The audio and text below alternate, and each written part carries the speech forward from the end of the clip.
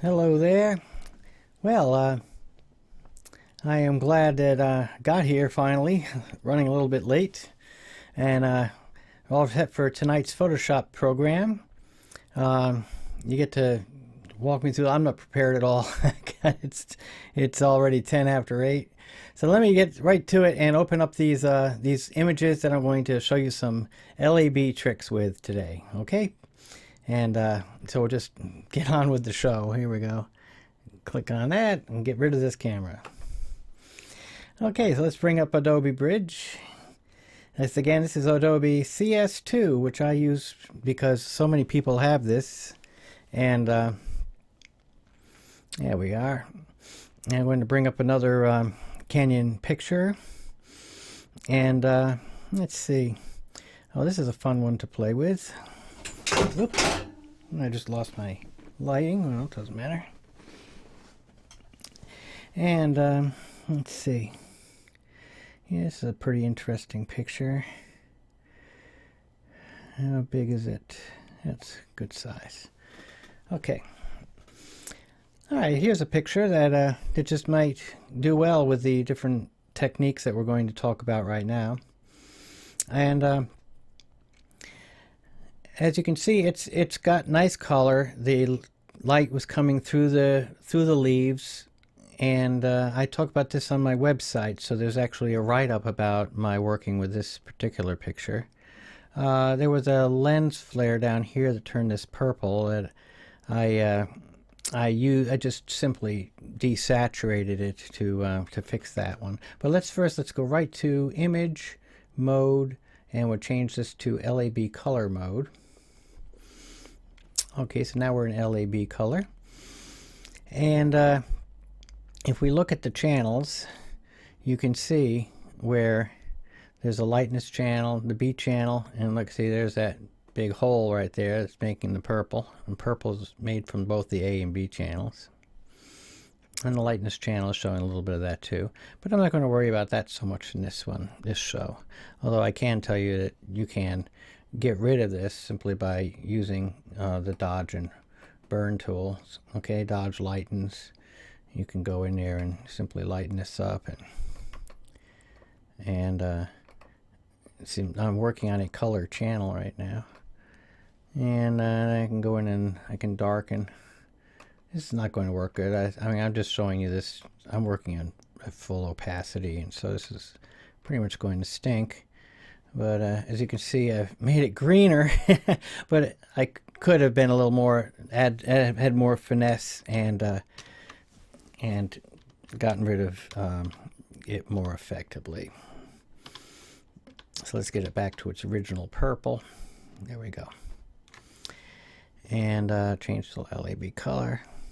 Okay, so all right, so we're in lab, and I'm going to just show real quick. I'll add an adjustment layer, and we'll do some curves work again, just as a review of last week.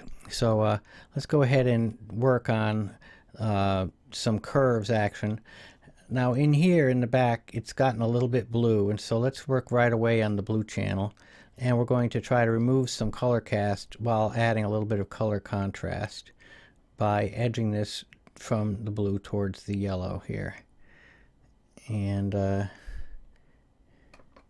I think you can see the dramatic result is that I've brought out the yellow of these leaves here, which I believe this is an autumnal picture. And I'll make this a little bit bigger for you. Now, if you're not watching this in 1080p, be doing so. Let's go ahead and expand this. And I'll just make it fill the page. There we go. All right, so as you see, I've increased the B channel, and I've moved it off center. The center is the whole issue as far as color casts are concerned. If I bring this back to center, I will not be removing any blue cast. Okay, that's just the normal color. All I've done in this case is by making the line a little bit steeper, I've increased the color contrast. But by pushing this over a little bit, I remove some of the blue cast. And how far can I go? Let's see. Before it starts turning ridiculously yellow. Oh, I'm not even looking at what I'm doing here. There we go. So let's again talk about what I can do. There we go. I'm just doing it with the arrow keys here. And so that's removed a lot of blue cast. Let's go ahead and just drag. And that's making 2 yellow. And so just off a little bit. It helps to pull out some of this blue in here. But notice this is also a blue that's kind of in the background. So perhaps pinning these things close to each other, I might be able to fool around with making this steeper here, but then removing some color contrast in here. Removing the, remember, the more horizontal the line, the less contrast there is for that brightness level. And so here, by moving this thing up and down, I can change the blue content based on the background, based on the luminosity of that area. Okay, let's do it with this one. And there I'm doing it, you see, to the brighter. And there I'm removing, making it more blue. You see, removing yellow. Okay, so that's removing yellow from that direction. And, whoops, adding blue. There we go. So one removes yellows, one adds blues. So now if I made this whole thing flat, remember this is the B channel, I'm left mostly with the green information and red information remaining, and I've neutralized the color information that's in the background very much so. Okay, so we don't want to do that though. We want more information, but possibly a little bit less in certain spots. So I'm going to pull up this a little bit more, and there we go. All right, now I'm getting kind of the effect that I want, that I'm after. Yeah, I want it glowy, nice and glowy. Now let's see what kind of reds we've got in here. Again, I'm going to pin the middle, and I want to move. And I really don't even have to touch these. These at the end are so far out of gamut of anything you'll ever be able to see, or print in particular. The main action is all here within this region right in here.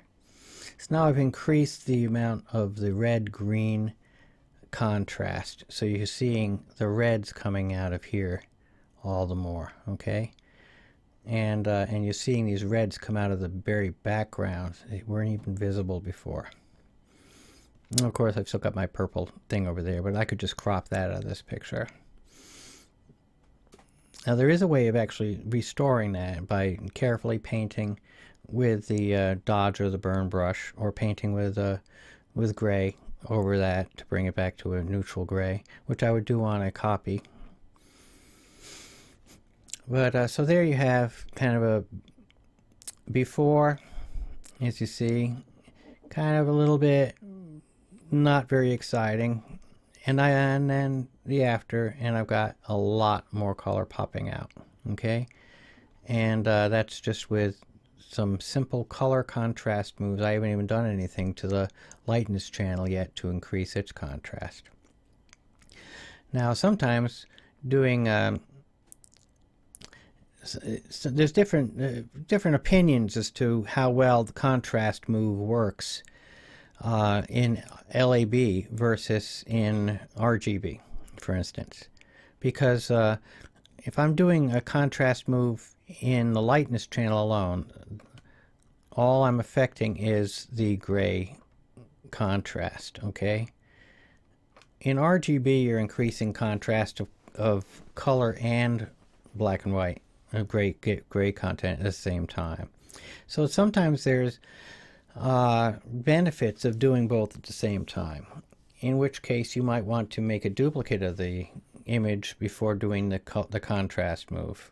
So let's just imagine that that's what we were going to do. So I won't do my contrast move in here. Instead, I'll go up here to Image, Duplicate, and I'll duplicate merge layers only. Okay? And I'll call it RGB. And the reason I call it RGB is because I'm going to come right up here and I'm going to change the mode to RGB color. Alright, so let's make that big. And again, I'll add a, we're doing all non-destructive edits, so I'll add a curves. And all we'll do is we'll steepen this. And so there, now I have an effect of increasing the contrast to an image that already had quite a lot of color emphasis in it, right? Now, so you might say, well, geez, that's pretty crazy. And so why are you doing that after all?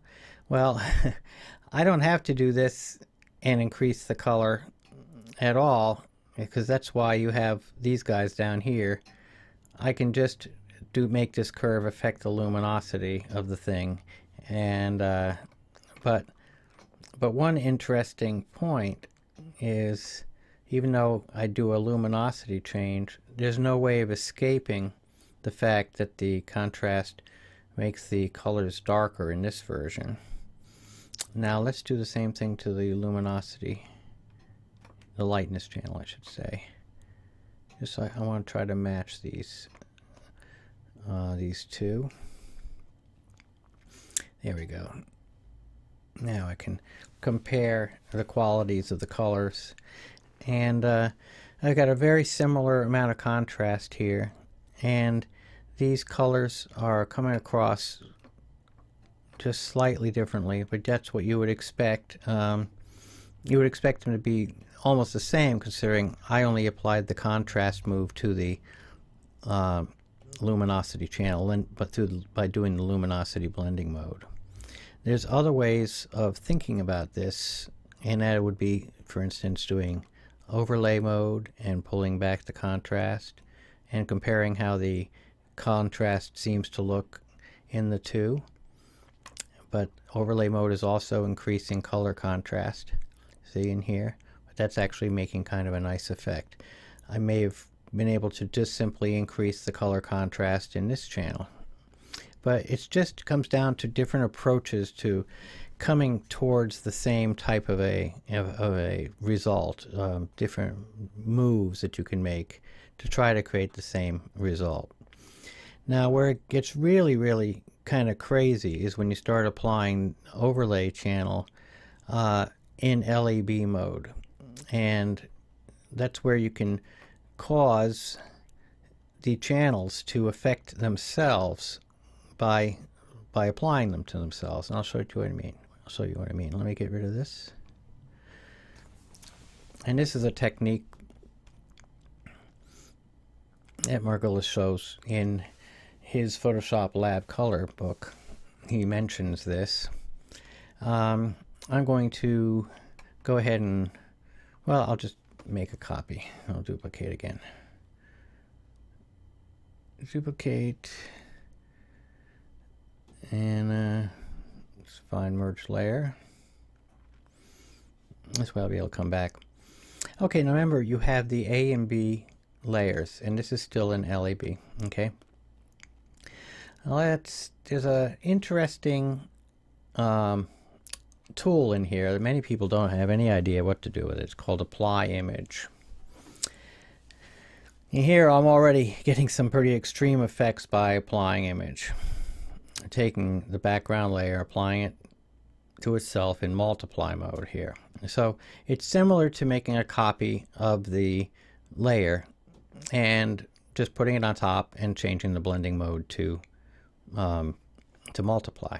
Okay. Well, that's very well and good. I'm doing all three channels, but what if I just applied the A channel? All right. And Margulis usually uses the overlay mode when he's fooling around with this stuff. and just apply the A channel to itself. And look what happens depending on whether I've inverted or not. Now let's get rid of the preview. And you see what happens in overlay mode. This is just the reds and greens, how they're affecting each other. Okay, in overlay mode. And this is how they affect each other if I invert, so that I'm using the greens to affect the reds and the reds to affect the greens. So it makes for some very interesting different tools. And then when you start taking and using the channels themselves as masks for all of this, and then inverting those masks, you can get some pretty wild effects out of this tool. So this one not so much, but what it is doing for me is it's pulling back on some of the intensity of this yellow right in here, for me to use the B channel to affect how the A channel overlays itself. Let's see if I use the A channel, and I've inverted it, you notice. Then it has its own way of working. Now, what I'm going to do is I'm going to do a series of short videos coming up that I show some great techniques that you can really use this technique that I'm showing you to great advantage. And what I'm going to do is create some actions that let you automatically apply some of these at various intensities. Okay, so we'll mess around with that a little bit.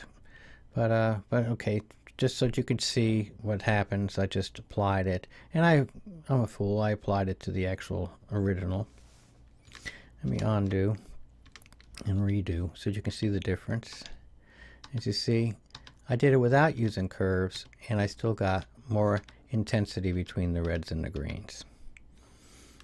So let's go ahead and do that same thing just one more time so you see what I did. This time we'll make it to a copy. And I'll go ahead and make another copy because that I'm going to use in a second. I'll name this one B channel.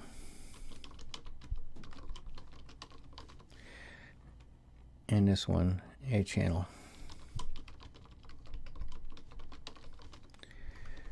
There we go. The reason I'm doing this is so I can then have the freedom to adjust the opacity of the channel. Now, let's just take a quick look at what just plain old overlay would do by itself. Okay, overlay would increase the contrast, similar to how you saw multiply also do a similar thing. But multiply makes things much darker. Overlay starts with the grays and changes gray levels based on whether they're over or under 50%.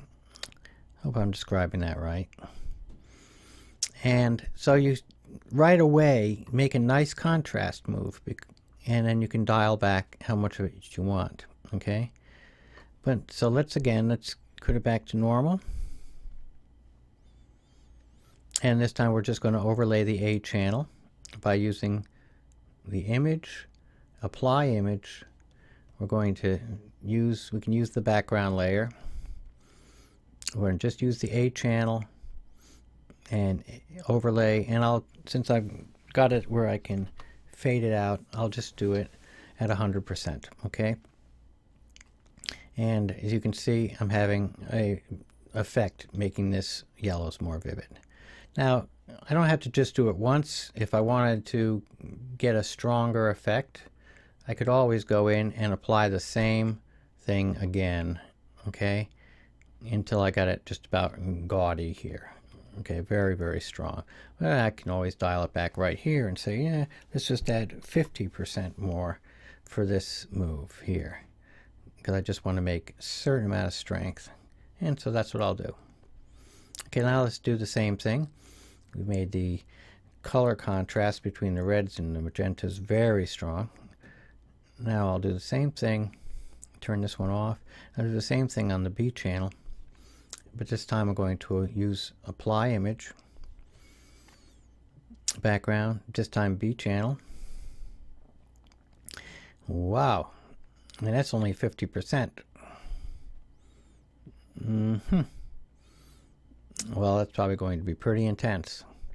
What if we inverted things? Oh, that's how you get rid of color. So you get rid of colors in that way. Okay, so that is one heck of a vivifying technique. I think the most I'd be able to do would be, say, 30 here, without it being serious overkill. And so I'm doing B, and notice my target is the B channel of LAB. This and doing to this. All right, so well, that's interesting. And let's bring up the mask. We got these different things. Doing it to merged. Oh, you can apply, by the way, to another layer. In fact, I've got that all messed up. Okay, I wanted to be doing it to the B channel layer. Oh no, this is source. I'm sorry. Duh. Okay.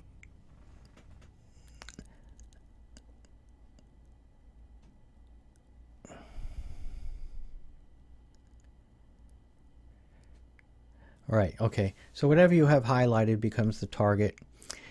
Now, so I'm applying about a 30% of the B channel, and I'm not going to mask. I could, though. Let's see what would happen. Oh, interesting. Well, that's one way to cut down on the amount. Let's see if I did it at 50. Now that's giving me some control. I'm using itself to mask itself. All right, and it's making some interest there, but let's just go ahead with the full intensity move of 50%, and I'll dial it back. Now, mind you, it is definitely showing how much blue I've got in this background here, but there's nothing stopping me from still applying a curve. All right, let's bring this back to the other one. There we go. So there's original, there's that, and now let's definitely pull this back. It's blued it up way too much. And there we have it. Okay. So that's kind of nice. And let's do it before and after. So there's before, kind of dull, and then colors very bright, very strong. Good yellows, good greens.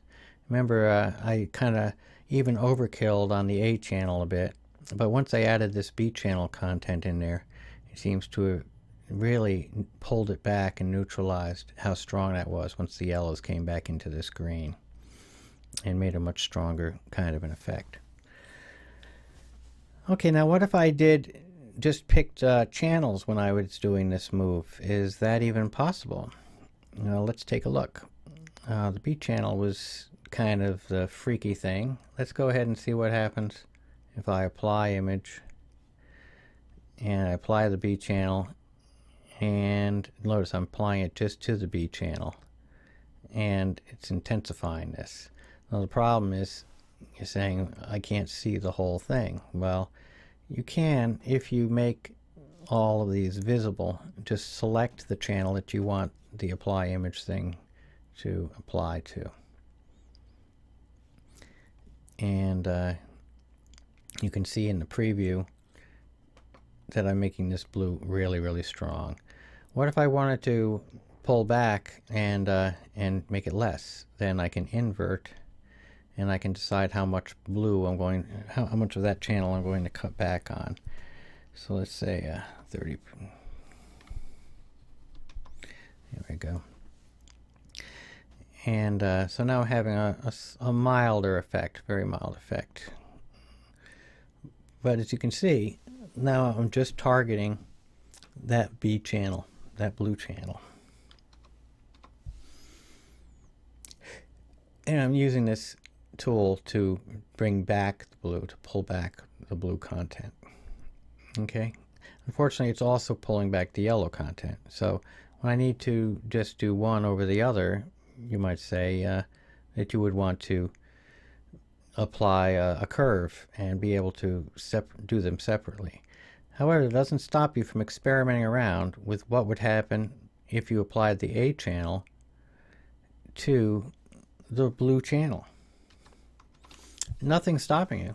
This is Photoshop. It's letting me apply the contents of the A channel to the B channel and see what's going to happen. And in this case, for this picture, I'm seeing very little alteration. Whoops, I'm seeing very little alteration here. Between inverting or not, really seeing nothing much of a change. Overlay is not the only thing I can apply here, of course. I could do multiply and stuff like that to the channel. And but yeah, it's a different way, a different approach of its working, and it seems like the overlay is the mode that seems to work the best for all of this kind of thing. Let's see. Yeah, it's not as much of an effect when I apply, in this picture, when I apply the A channel. However, there are cases where applying one channel to the opposite color channel makes quite a profound difference. And but this simply is not a good example of that. I will, however, make you an example photo that really does show how, especially when you have really strong colors in a scene, that that this technique has surprisingly dramatic effects. Okay, all right, so that's the apply color thing. You can, so just as you see, you can apply to whatever is chosen.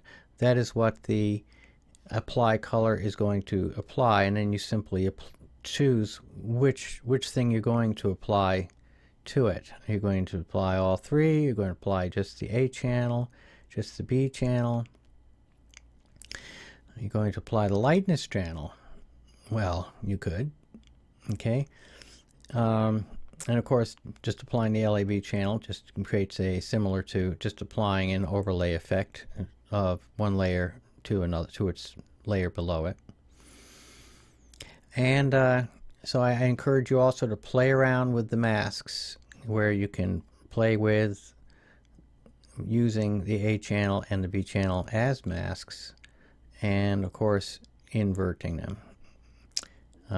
But again, this image is not giving me such great potential as far as what kind of changes take place as a result of doing it.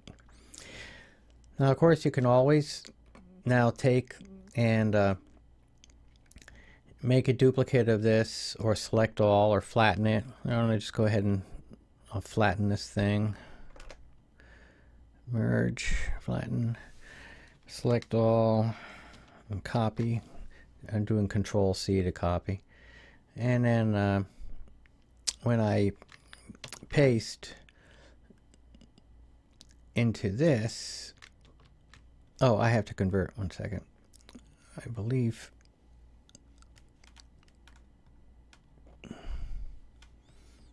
what do I have here? Oh, I have LAB, so this should have worked. All right.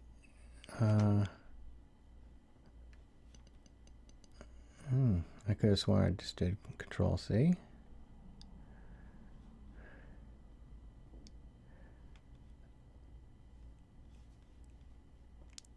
Oh, I guess I do have to convert to color before I can do that.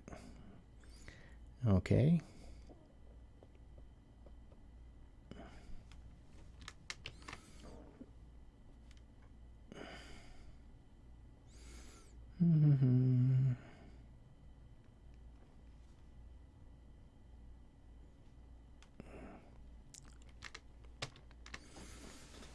Okay, so now I have these two layers that I can adjust the intensity of my change. I could have done that, of course, before, but I just wanted to show you how I would get a image over here in order to do such a thing. All right, let's pick another image. I want to pick something that provides me with some, well, I also want to discuss with this one real quickly. How would I remove some more of this blue haze? And again, that still would be a matter of staying in the LAB mode, and just making that curve that I had. Let's get rid of my lightness change. It's a matter of altering the shape of the bee, in order to pull back the blueness in here, okay? And you can be pretty radical in how you maneuver things in order to make certain parts still strong and other parts not as strong, okay? But because most of the action winds up happening in this little region, so you can do quite a bit to reduce the blues and stuff, even working on the whole picture. That blue haze that occurs a lot of times in the background, it's pretty annoying. Yeah, pretty annoying. So, and let's just see what happens making this steeper on one half but not the other.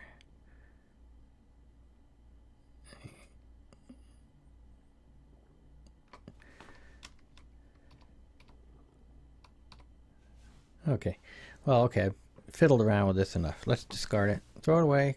Goodbye and goodbye. Okay, let's browse for another image.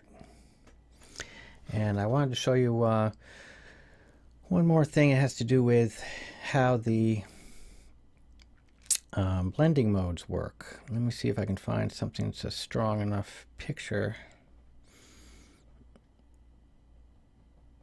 with enough color variation in it.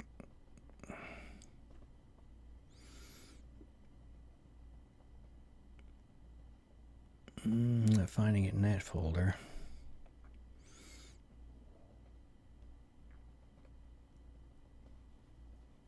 These pictures being in it, they're in the desert, tend to not have a whole lot of color variation. A lot of reds in the desert, believe me.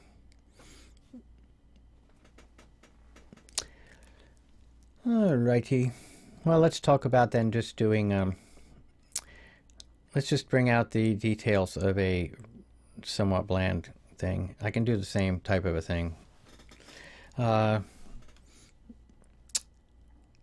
so we're going to work on a copy. I'm going to convert the whole mess. I should have done this first. Convert the whole mess to LAB color. Yeah, don't flatten. Here we go. And I'm going to apply a curve. I'm going to overkill it. Let's go over here. And I'm going to apply this curve just to this layer. So hold down the Alt key and make it so it looks like a little movie camera. Well, you got to actually make the thing and then move it in. So now this won't affect the layer below it. I do a real quick and dirty steepening of the A and B.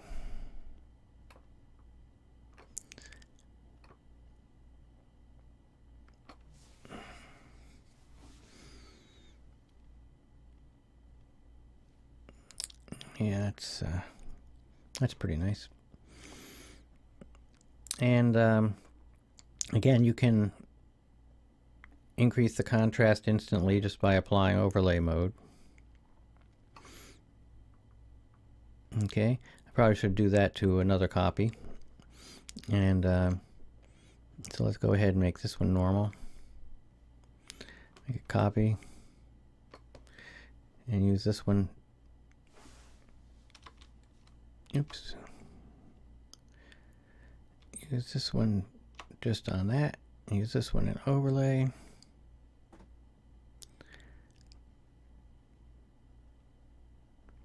And pull back the opacity on this. You know, I think I'll do it the other way around. There we go.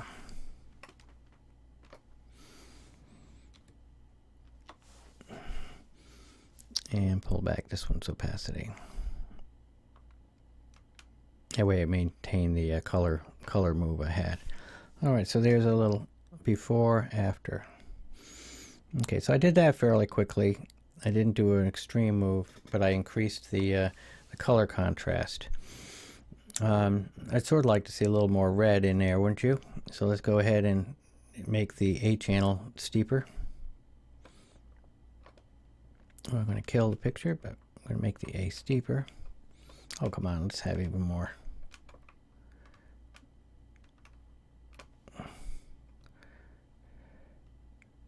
Yeah, that's a little more. Okay, I hope this is showing up for you guys. And so now I've got some nice contrast by making this be an overlay, and this is this one's just being an overlay, so it's affecting the mostly the luminosity channel. Here's my color contrast hit, and so now I have kind of an interesting scenario going on.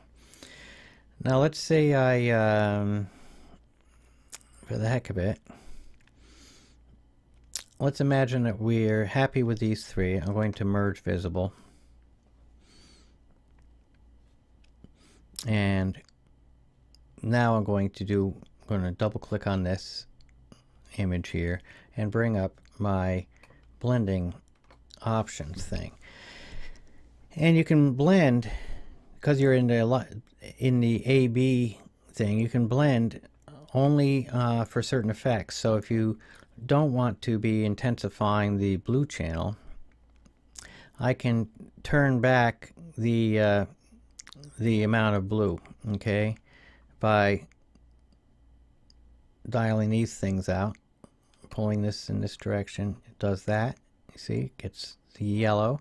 So you're basically saying blend if certain rules apply, where one is more than the other.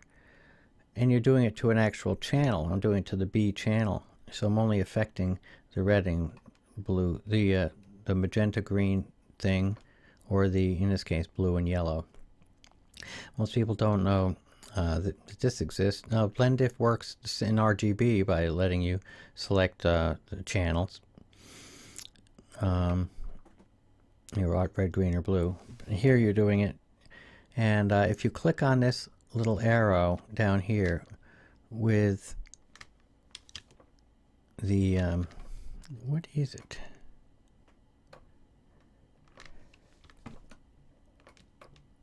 There we go. If you hold down Control and Alt, and I always have to remember myself, then you can make a spread of what the range is that this will have an effect, okay? So that I can make it so that this is not having as big an effect on the lower thing over this range. So again, it's Control Alt, clicking on that lets you spread these away, and it makes kind of a gradient effect of where it's going to have an effect. All right, so Control Alt, click, and it spreads. So now I've gotten rid of the intensity of the blue and made it into a purplish sky again. It's only affecting these areas in this range where it's purpley, and it's not affecting it where it's the deep blue in the same way. So it's allowing it to be these to pass, this color to pass. I really don't need this upper one as much. Well, I guess I did. Yeah, I needed a combo. So, but that's the way you can do this kind of a messing around in LAB mode, where it exploits the fact that you have blending modes. So again, you hold down Control and Alt in order to split this, and it lets you work on a range where you can separate and have it be an effect over a range. And of course, the tighter the thing, the tighter the range that happens. So it doesn't have much of an effect on this section of the picture I'm working on here. Yeah, because it's all this red, there's no green really in the picture. But I expected to see more of an extreme move on my A, but I guess I just didn't set it up. Oh, I got preview checked off. I'm sorry. I better just redo this whole video. Oh, it's live. Yeah. Okay, so again, let's separate this. And it is only the Alt key. I thought so. It's just the Alt key that you need to push down. You'd have to click very carefully on one side and start separating. I was clicking on the center, and so my Alt key wasn't working. And I fooled myself into thinking that I needed more. So this way I'm pulling back the intensity of the color and the shadows by doing this little move in here. Okay, so anyway, you get the idea. This is perhaps not the best picture for demonstrating that trick, but still, I'm glad I can take it from that to this any day. All right, so that's that part of the trick. Now, what's another thing? Oh, there's another area that you get kind of neat control over. Isn't actually in the adjustment layers. It's in, although you do have, keep in mind, you do have the color balance thing, and you can mess around in that, affecting color balance only of shadows, midtones, or highlights, and alter the color that way. In LEB mode, it works slightly differently. But besides that, you also have your good old shadow highlight thing, as I was pointing out, that works a little bit, well, it works really nicely in LEB mode and opens up the amount of shadow content. So instead of this shadow in here disappearing completely, this does a really good job of opening up the shadow so you can see in, and you can always pull back on the amount or on the tonal width, meaning just how wide a range it works on, has an effect on, or on the radius of the thing. And you see that has quite a radical effect as far as the difference that it creates. Okay, so always remember your shadow highlight is going to work wonderfully working along with the LEB control. It works really nicely in LEB mode. All right, so I